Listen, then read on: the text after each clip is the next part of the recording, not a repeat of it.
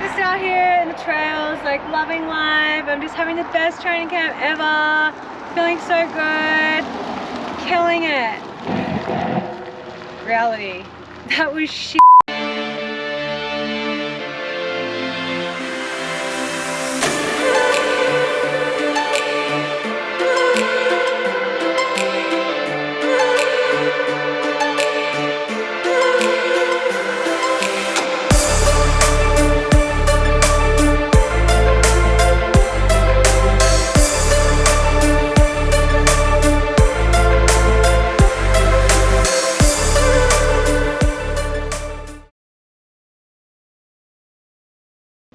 How was your trip? The trip was good. We flew Brisbane to Sydney, Sydney to LA, LA to Phoenix, and then we picked up a car in Phoenix and drove 2.5 hours up to Flagstaff. LA was hectic, as it always is. It was a bit crazy at the airport there, but anyway, it was fine. And we're trying a new rental car experience. There's this company called Turo over here, trying to save some money on a rental car because they're so expensive. It's like Airbnb for cars, so that was quite an interesting experience picking up our car, but it was all good. The guy was great. He's really helpful. He's really talkative. Yeah, it was good. So we got here. I think we arrived at 2:30 a.m. on Monday morning. So I'll give you a quick tour of our accommodation here in Flagstaff. We're so lucky. This place is so nice, just Airbnb. This is the garage. I've got my trainer set up over there. Just my portable trainer right now, because Zwift are actually delivering me a trainer, a kicker today actually, to use while I'm here, which is great. This is Elise's new SAG bike that we bought yesterday from Walmart, 120 bucks.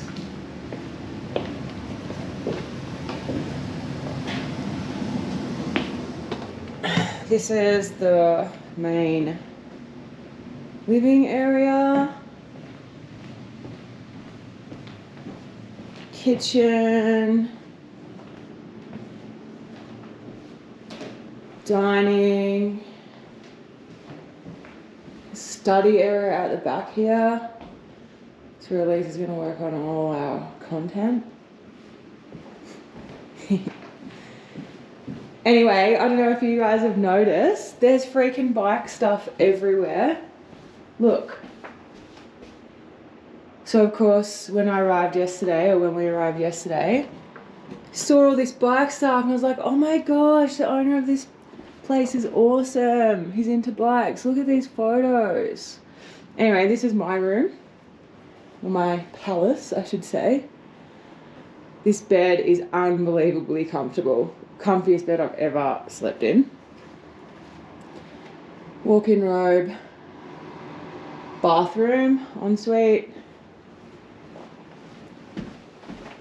This is Elisa's room, bathroom, and then this spare room here. Yeah, so obviously we could tell this guy, look at these, they're chain rings. This guy's quite a sporty guy into his bikes. So yeah, house is amazing. So, second day at altitude. What training have we got today? This is actually the highest I've ever trained before. I've trained in Salt Lake City, which is about 1,300 or 1,400 meters. I've done a few sessions up in Park City, which I think is at about 2,000 meters. I've done 2 training camps in St. Moritz, which is about 1,800 meters. Well, that's 2,100 meters here, so this is the highest I've ever been. So the first couple of days, yeah, they're really easy. Yesterday I had what did I have yesterday? 1.5 hour bike ride So I built my bike in the morning, had a 1.5 hour just easy bike ride, which I just did on the trainer. And I had a 1 hour run in the afternoon. I actually felt really good for both of those sessions. I think it's just because it's quite cold here and I train a lot better in the cold. So that was yesterday. The first day is always crazy whenever you get overseas for a training camp. The first grocery shop took us like 2 hours, and then we had to go to Walmart and just get some other bits and pieces. So yeah, the first day is a bit insane, getting everything organized and settled and ready for some routine. Today we're going for a swim now. Well, I'm going for a swim and Elise is coming with me. I have a 4K swim, pretty easy. And then this afternoon I have a 2.5 hour easy bike and a 1 hour easy run off the bike. I went to bed at 9 p.m. last night. It's now what, 6 a.m. and there's mail here. This is the US, people. The mail never stops.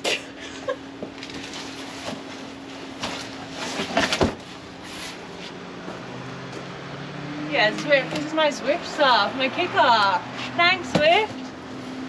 We're off to the pool. We don't even know if it's really open or if I'm going to be able to swim there. But we're going to, I don't know, the something Arizona University, which has a beautiful big 50-meter pool. We're going to try our luck. So what's your driving mantra while in the US?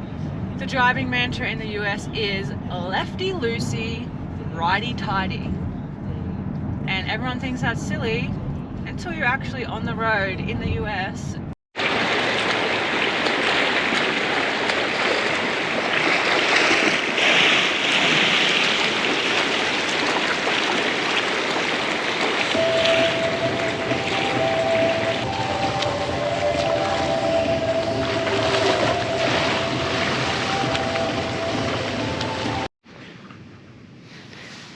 What are you doing, Renee? I'm installing a new antivirus software and running a scan because we almost just got scammed by a hacker. We were just like doing some YouTube stuff and I had all this like threats and like stuff from the Microsoft flash up saying that someone was hacking in and we need to call Microsoft immediately, blah, blah, blah. So I called the number. And I only realised now in hindsight, the guy didn't say like where he was from or his name or anything. Anyway, he was telling me how people are trying to steal my banking information. We have to turn off all our phones. So like we're running around turning off the iPad, the phones, everything. Anyway, he's talking me through how to fix and get rid of this hacker.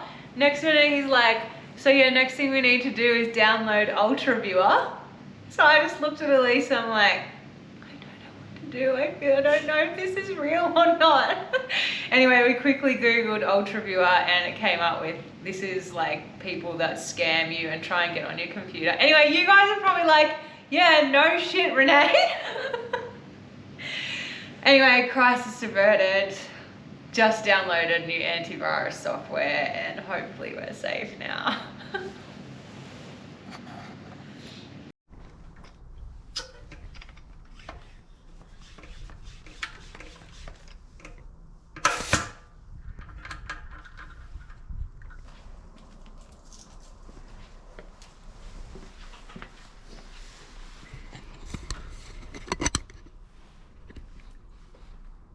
Oh, this drink bottle, I didn't think about that. Careful, this is not a huffy from all that. I don't know about that disc brake. Anyway. So this morning had my first, not a super hard swim, but a aerobic threshold type swim, and it made me really tired actually. And now I'm about to head out on a 3-hour easy ride. And then have a 1 hour easy run off the bike. So pretty long day today.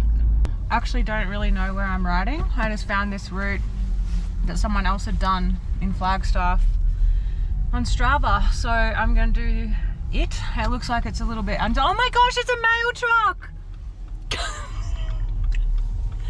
Sorry about that. Love mail trucks. Yeah, this is the hardest part about riding in new places, and especially overseas. You actually don't, like, you can find routes and stuff, that's no problem, but you have no idea what the climbs or what the hills are like. You just got to assume that you're going to make it through all of them. So anyway, luckily got my support crew here. We're just going to drive 5 minutes out of town so I can see what the roads are like, because they're pretty busy roads getting in and out of town here. But drive a little bit out of town and I'll jump out there and start the ride there.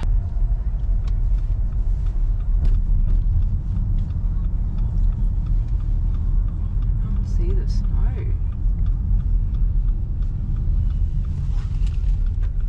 Like, I can't see the snow in this. Oh, it's way over there, that's why.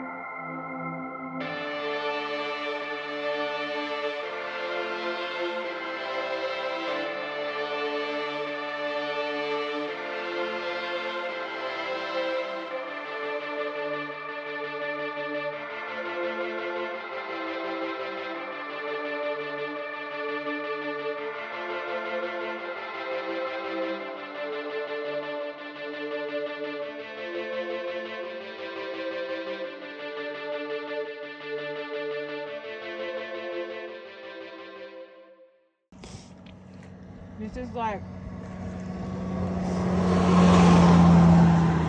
a flat ride. Like, it's not even really hilly, that section back there.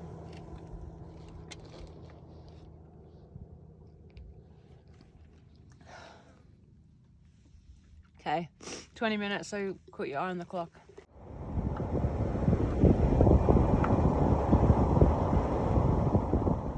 Still feel like I'm overdressed, but too scared. I got another long sleeve on the end. Okay.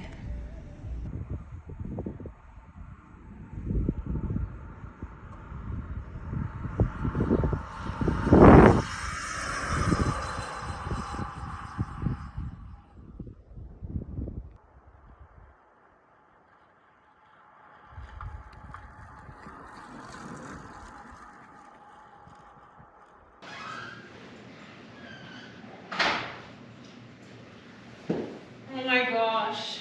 Lesson learned. When you're overseas, you can't just rock up to a pool and swim. 7:30, so glad I got up at 5:30 a.m. Go to the pool, and it's like 20 meters long, 3 little lanes, no lane ropes. Anyway, can't swim there. Got to pre-book 3 days in advance at the other pools. 50-meter pools only open 2 mornings a week. Anyway, we shuffled the day around. So I'm gonna get changed now and go to the gym, swim at lunchtime, and then run in the afternoon.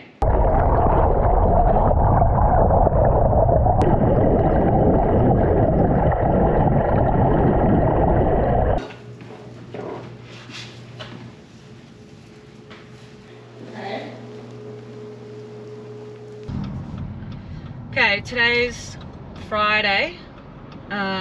So 5 days now training here. Pretty much all been easy actually. So Monday, Tuesday, Wednesday, Thursday, I've been doing quite a lot of volume, but all of it's been at an easy intensity. There goes mail truck, sorry.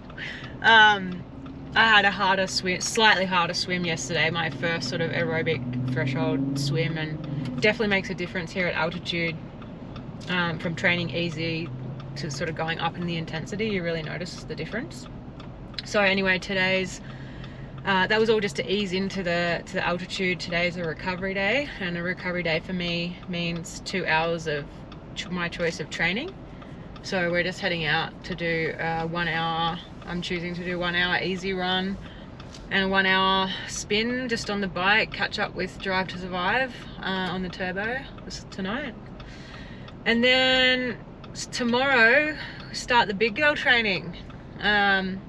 We've got basically 3 days with anaerobic threshold sessions in all 3 days, or two of the days at least. So yeah, we're really get stuck into it starting tomorrow. So yeah, next week's episode we'll have a lot more harder and more interesting sessions for you guys to check out. Get a few questions from people about what it's like training at altitude. Like, do you notice a difference, and do I struggle, or how long does it take to adapt?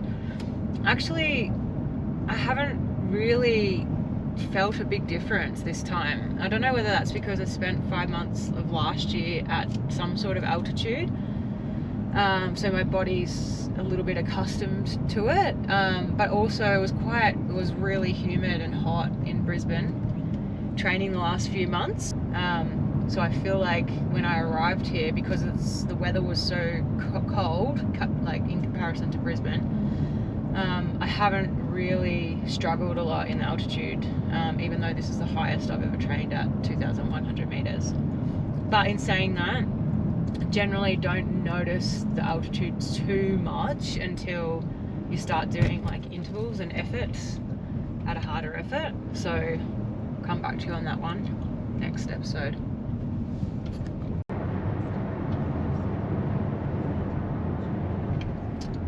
Had a massage yesterday, and to go to the massage we had to go downtown, which we haven't done before, and we finally saw like the part of Flagstaff that we think like looks nice, and we kind of understand why people might live here now. We're over a different side of town, it's quite like arid and dry, and we're like, yeah, why do people love it here? Couldn't really understand it. But yeah, yesterday we went downtown and it was quite nice in there. Got a hot tip from my massage therapist yesterday about running down a side road where there's heaps of mailboxes near the trailer park, and I think we found it. I think we nailed it. Oh, I'm out of breath already. Oh, this is good.